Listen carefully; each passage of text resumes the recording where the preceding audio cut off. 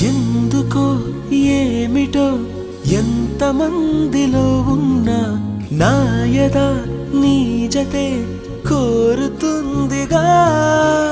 ఒంటరి దారిలో నాకు తోడువైనావు, ఎన్నడూ నీడగా వెంట ఉండవా.